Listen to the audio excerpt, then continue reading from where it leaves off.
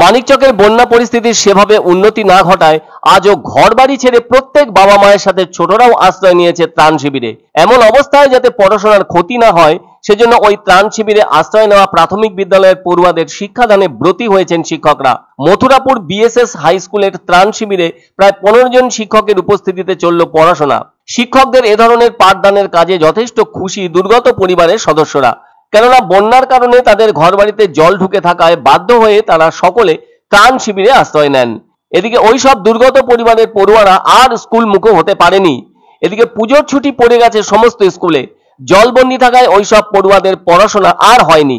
ফলে যাতে তাদের পড়াশোনা তারা ঠিক করে বুঝতে পারে এবং অঙ্ক ইংরেজি সব পড়া বোঝার মতো হয়, সেজন্য শিক্ষকরা ওই সব পড়ুয়াদের কাছে ছুটে চলে এসেছেন। উল্লেখ করা দরকার, মানিকচকের ভূতনির 3টি অঞ্চল বিগত 2 মাস ধরে জলমগ্ন। গ্রামের রাস্তাঘাট থেকে শুরু করে বাড়িঘরের ভেতর পর্যন্ত প্রবেশ করেছে বন্যার জল। সেজন্য তারা বাড়ি ছেড়ে সকলে আশ্রয় নিয়েছেন ত্রাণ শিবিরে। মানিকচকের মথুরাপুরে 4টি ত্রাণ শিবির করা হয়েছিল প্রশাসনের পক্ষ থেকে। এই ত্রাণ শিবিরে প্রায় 1000-এর বেশি পরিবার বসবাস করছিলেন।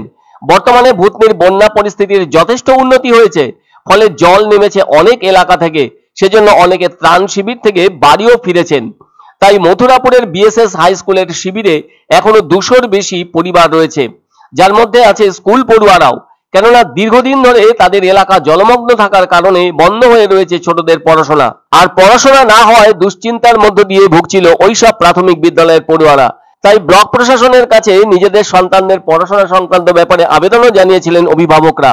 সেই আবেদনে সাড়া দেন মানিকচক চক্রের অবর বিদ্যালয় পরিদর্শক মোহাম্মদ পারভেজ। তিনি প্রাথমিক বিদ্যালয়ের শিক্ষক পরিচয় দিয়ে বলেন, বন্যা দুর্গত পড়ুয়াদের পড়াশোনায় যাতে ব্যাঘাত না ঘটে সেজন্য প্রাথমিক বিদ্যালয়ের শিক্ষক পরিচয় মিত্র বলেন, বন্যা দুর্গত শিক্ষকদের পড়াশোনার জন্য ত্রাণ শিবিরে শিক্ষক প্রদানের নির্দেশ দেওয়া হয়েছে, যার ফলে বুধবার পর্যন্ত পড়াশোনা করানো হবে তাদের। এই ব্যাপারে দক্ষিণ চণ্ডীপুরের গৃহবধূ আলিনা খাতুন বলেছেন, বিগত 7 দিন ধরে এই শিবিরে আছেন।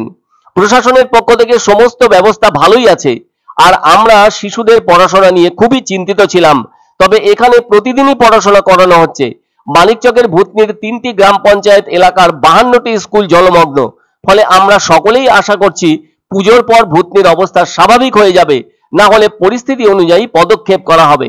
আমরা ছুটির দিনেও ক্লাস সেন্টারের ছেলেমেয়েরা যাতে পড়াশোনা থেকে বঞ্চিত যাতে না থাকে, তাই জন্য আমরা মানিকচক চক্রের বেশ কিছুজন শিক্ষক এসে আমরা পড়াতে এখানে এসেছি। এই উদ্যোগটা আমরা বুধবার অবধি, পুজোর আগে অবধি চালাতে চাই। এক অন্য অনুভূতির স্পর্শ পাওয়া যায় রয়কো ব্র্যান্ডের গেঞ্জি ও জাঙ্গিয়ায়। তাই ছোট বড় সবার পছন্দ রয়কো গেঞ্জি ও জাঙ্গিয়া। প্রস্তুতকারক জয়মনি হোশিয়ারি, কলকাতা। আনন্দ সংবাদ, আনন্দ সংবাদ। 30 বছরের নির্ভরযোগ্য প্রতিষ্ঠান ইন্দ্রমণি রাইস মিল। আমাদের কয়েকটি জনপ্রিয় ব্র্যান্ড হলো তাজ, বরলি, খুশি ইত্যাদি।